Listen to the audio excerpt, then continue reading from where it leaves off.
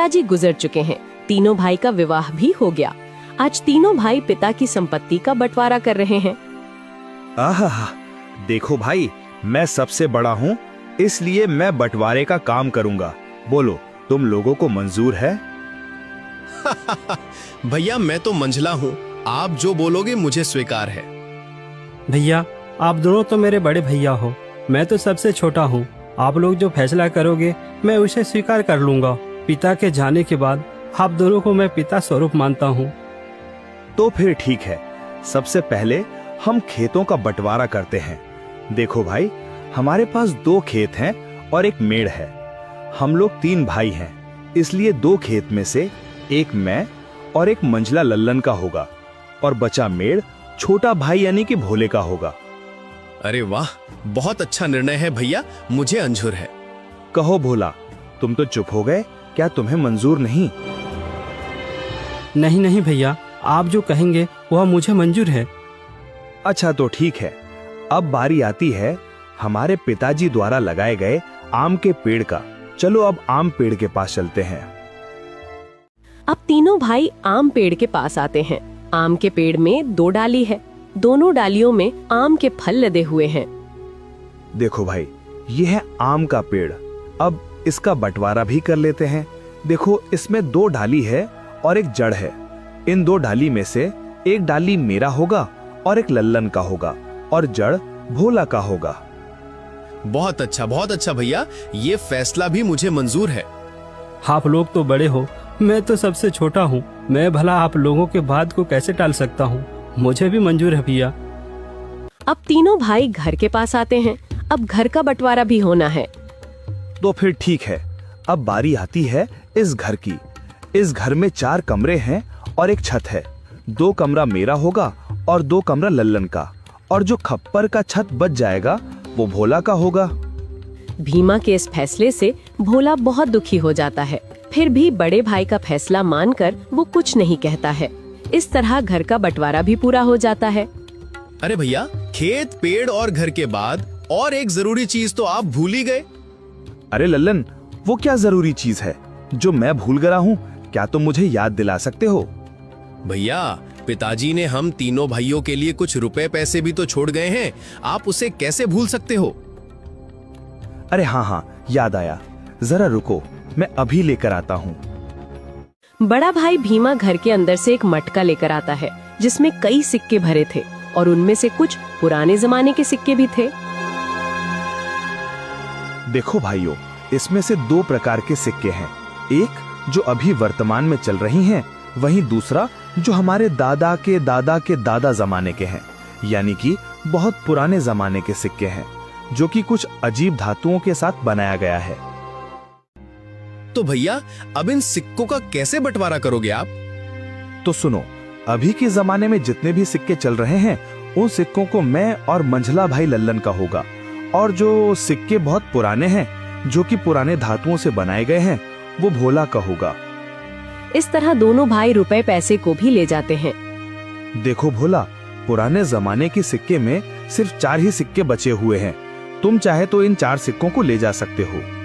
और बहुत ही पुराने जमाने के 4 सिक्के भोला को देते हैं। भैया, आप दोनों तो सारे रुपये पैसे ले लिए। अगर मेरे तकदीर में ये सिर्फ 4 रुपया ही लिखा है तो मैं उसे स्वीकार करता हूँ। भोला अपने हिस्से के 4 सिक्कों को लेकर घर के अंदर जा ही रहा था कि तभी बड़ा भाई रोककर कहता है, अरे भोला, तू पगला गया है क्या? तूने सुना नहीं? बंटवारा हो गया है। अब इस घर में हम रहेंगे। तुम्हारा हिस्सा तो छत में है, तुमको तो बंटवारा छत में दिया गया है। अब तुम उस खप्पर छत में जाकर रह सकते हो। इस घर के अंदर अब तुम नहीं रह सकते। अब ये घर हम दोनों का हुआ। भैया, आप ही कैसी बातें कर रहे हो? मैं कहाँ जाऊंगा? मेरा तो अभी अभी शादी हुआ है, मैं कहाँ रहूंगा भैया? अरे भोला भाई, ये तो तुम्हें पहले सोचना था ना, जब बंटवारा चल रहा था। अब पछताए क्या करें जब चिड़िया चुग गई खेत। दोनों भाई ने भोला और उसकी पत्नी को घर से धक्के मारकर बाहर कर दिया।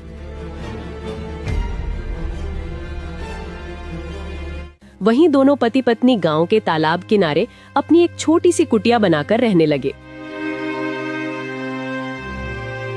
हे भगवान, यह हमारे साथ क्या हो रहा है? अब ना घर का रहे ना घाट का, कैसे चलेगा जीवन?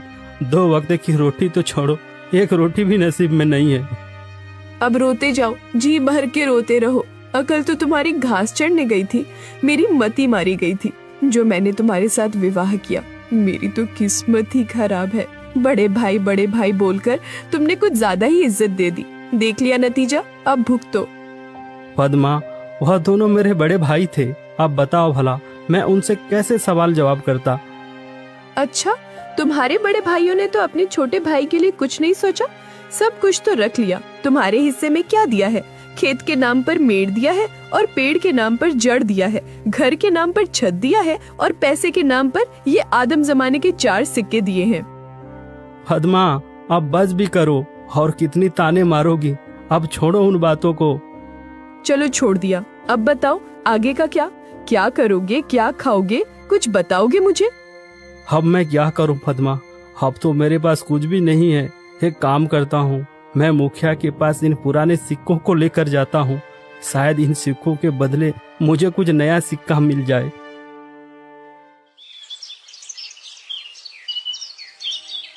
भोला बड़ी उम्मीदें के साथ उन 4 सिक्कों को लेकर मुखिया के पास जाता है।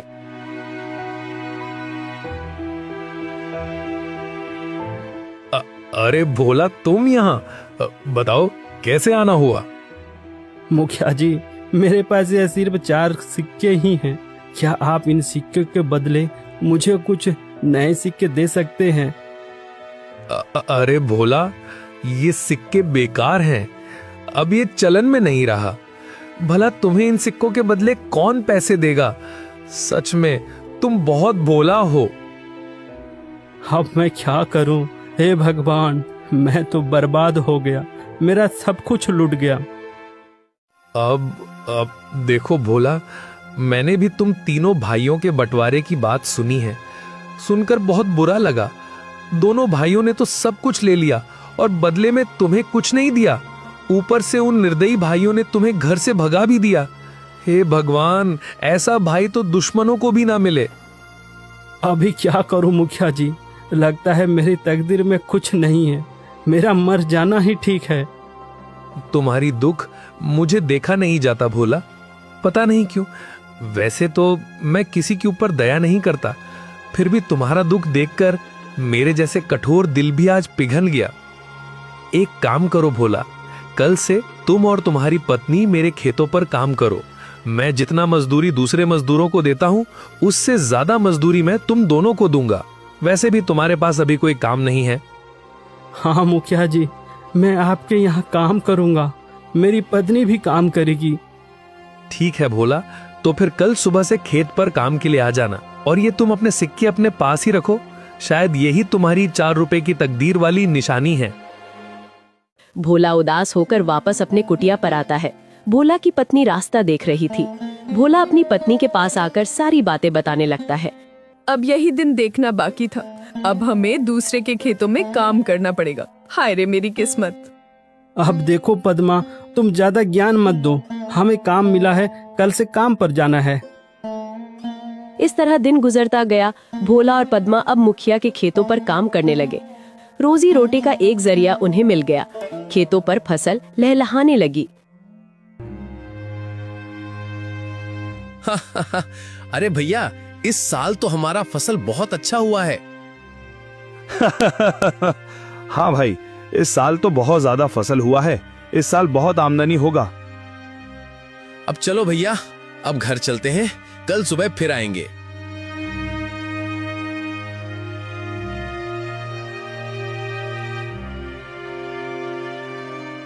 अरे पद्मा, देखो सुबह से दोपहर हो गया है। खाने का वक्त आ गया है। चलो कुछ खा लेते हैं। वैसे आज खाने में क्या है पद्मा? घर में जो भी थी रूखी सूखी सब ले आई हूँ, जाकर ठूसो। थके हारे भोला और पद्मा दोनों खेत के एक किनारे में बैठकर खाना खाने लगते हैं। अरे पद्मा, क्या हुआ? तुम अचानक खाना क्यों बंद कर दी? नहीं, कुछ नहीं। मैं तो बस ऐसे ही कुछ सोच रही थी। क्यों पद्मा, क्या हुआ? बताओ भी। देखो ना, हम कितना काम करते हैं, सुबह से लेकर शाम तक। ऐसा कब तक चलेगा? क्या तुम्हें नहीं लगता कि हमारा कोई संतान भी हो जो बुढ़ापे में हमारा सहारा हो? हाँ पद्मा, बार बार मैं भी यही सोचता हूँ, पर क्या करें, यह सब हमारे हाथ में नहीं, यह तो ऊपर वालों के हाथ में है। पता नहीं किस जन्म की सजा भुगत रही हूँ। भगवान ने तो हमसे मुंह मोड़ लिया है। बेघर होकर हम भटक रहे हैं। हमारे भाग्य में कुछ नहीं, न कोई संतान, न कोई जमीन जायदाद। हाँ पद्मा, अब तो भगवान पर भी भरोसा उठने लगा है। भोला और पद्मा दोनों बातें कर ही रहे थे कि तभी वहाँ अचानक एक चिड़िया आकर बैठ जाती है। अरे अरे, देखो तो, यह तो एक चिड़िया है, हमारे पास ही आकर बैठ गई। लगता है इसे भूख लगी है, हमें इसे कुछ खाने को देना चाहिए। हाँ पद्मा, तुम इसे कुछ खिला दो, शायद भूख के मारे यहाँ आ गया होगा। पद्मा ने उस चिड़िया को कुछ चावल देती है। चिड़िया कुछ देर पद्मा को देखती रहती है, फिर चिड़िया उस चावल को खाकर उड़ जाती है। अब चलो पद्मा, घर चलते हैं, शाम भी हो रहा है। भोला और पद्मा दोनों खेतों पर काम करने के बाद अपना कुटिया पर चले जाते हैं।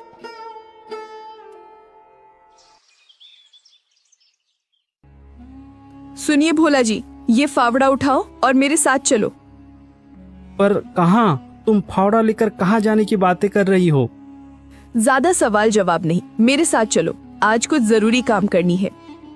क्या? कोई जरूरी काम? वो भी इस वक्त, रात को?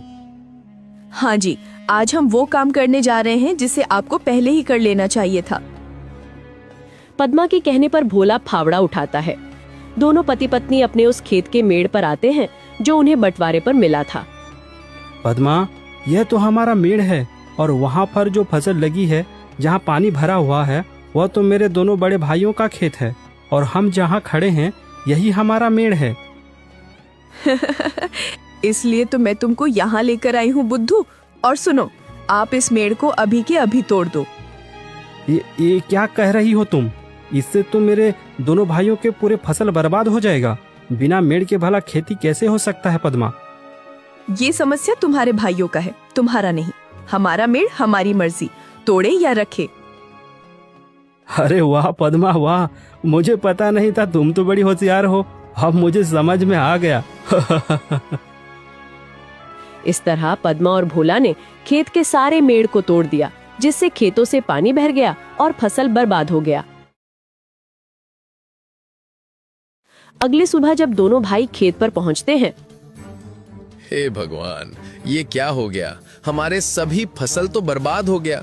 कितनी अच्छी फसल लगी थी, सोचा था इस साल सोने के गहने लूंगा, पर सपना सपना ही रह गया। अरे भाई, हम दोनों तो बर्बाद हो गए रे। कितनी अच्छी फसल लगी थी, अब बिना पानी से सब सूख गया। भला अब फसल कैसे होगी? अरे भैया, वो देखो, खेत का मेड़ को किसी ने तोड़ दिया है। जब मेड़ ही नहीं है तो खेत में पानी कहाँ रहेगा और हम सिंचाई कैसे करेंगे? जरूर ये काम भोला का होगा, जरूर उसने होशियारी की होगी। भीमा और लल्लन दोनों रोते हुए घर को आते हैं। घर आकर अपनी पत्नियों को सारी कहानी बताने लगते हैं। अरे ये क्या हो गया? देखो जी, मेरी बात सुनो। अगर फसल बर्बाद हो गया है तो कोई बात नहीं, हमारा आम का पेड़ तो है। हाँ, तुमने बिल्कुल सही कहा, पर अभी आम पकने को कम से कम 12 से 15 दिन और लगेगा। हाँ भैया, जब आम पक जाएंगे तो हम उसे बाजार ले जाकर अच्छे पैसे कमा सकते हैं। हाँ लल्लन, तुम बिल्कुल ठीक कह रहे हो। अब यही एक रास्ता बचा है, वरना हम सब भूखे मर जाएंगे।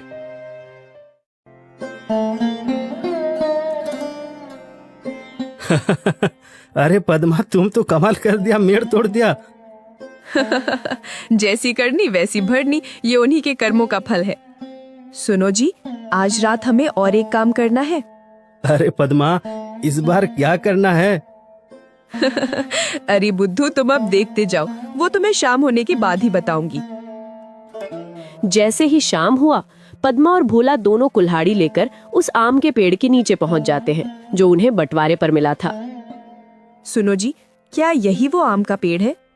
हाँ पद्मा, यही तो बंटवारे वाला आम का पेड़ है। एक डाल पर बड़े भैया और एक डाल पर मंझला भैया का अधिकार है। तो फिर हमारा हिस्सा कौन सा है? अरे पद्मा, मैंने तो पहले ही तुम्हें बता दिया था कि हमारा हिस्सा सिर्फ जड़ है, इसके अलावा और कुछ भी नहीं।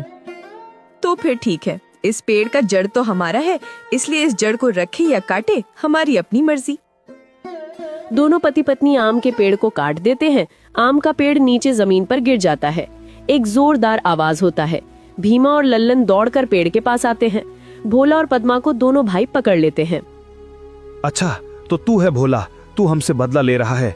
आज तो तेरा खैर नहीं, तुझे तो इसकी सजा जरूर मिलेगी। अरे रुको भैया, हम इन दोनों को राजा के पास ले चलते हैं और इनको कौड़े की मार वाला सजा दिलवाते हैं। हाँ, बिल्कुल ठीक कहा लल्लन तुमने। भोला और पद्मा को दोनों भाई रात भर कमरे में बांध कर